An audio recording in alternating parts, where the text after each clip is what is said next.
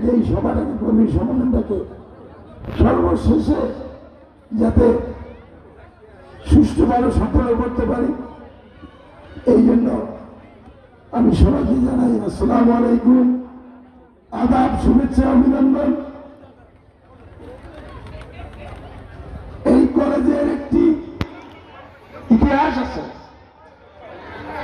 22 বছর আগে প্রথম যখন উদ্বোধন হয়, তখন মুস্তাফিজুর রহমান ফিজুর, সাবেক জাতীয় সংসদ সদস্য, আমাদের বর্তমান এমপির বাবা, দিলওয়ার চাচা, লতিফ চাচা সব ওই মাথার দিকে, দক্ষিণের দিকে একটি তার ফলক এখনো আছে, উদ্বোধন করে এই মাঠের মধ্যে, ফাঁকা মাঠ, ধান ক্ষেত। সেই কলেজটি